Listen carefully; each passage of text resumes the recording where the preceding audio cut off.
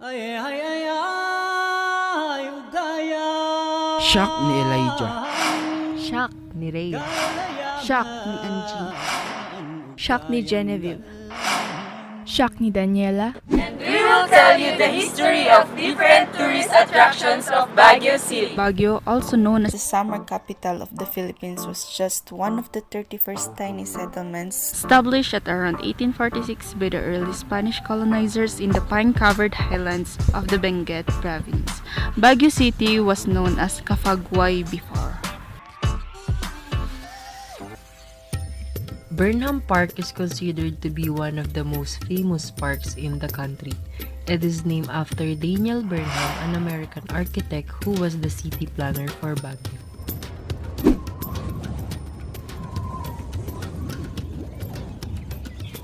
The park is a favorite place for both locals and tourists.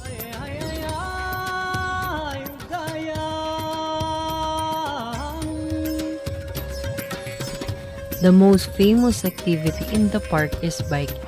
There are lots of bicycles for rent at a very reasonable price. It is a perfect activity for children and adults.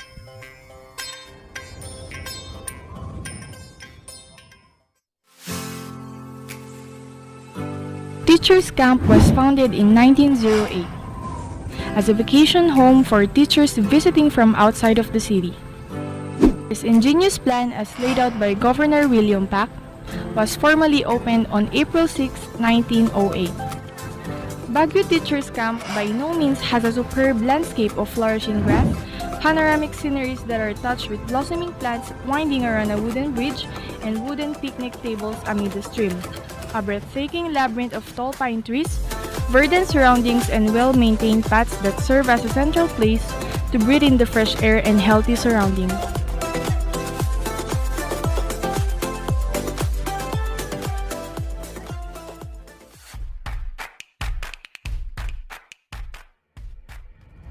Cathedral is the first church in the world dedicated to Our Lady of the Atonement.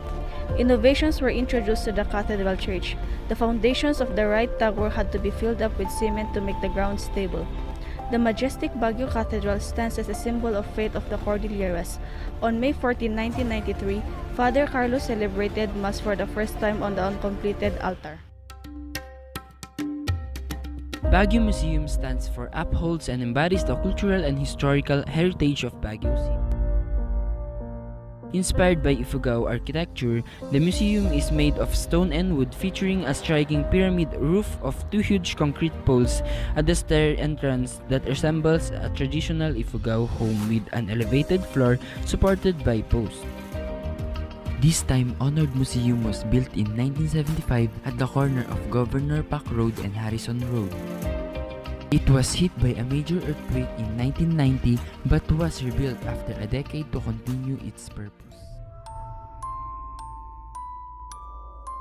Built on a hill with a panoramic view overlooking Baguio City, the Diplomat Hotel is considered one of the most haunted places in the Philippines. From its inauguration in 1915 and for 2 years it was used as a college, Colegio del Santissimo Rosario, but due to lack of students, it was converted back to a retreat house. During the World War II, the building gave refuge to people fleeing from the Japanese who bombed it and its surroundings.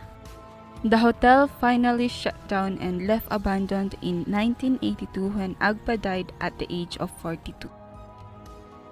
Even since the Diplomat Hotel was open, people would report hearing strange noises and seeing headless apparitions, and those sightings would continue after the hotel shut down. Since 2005, the Diplomat Hotel belongs to Baguio City.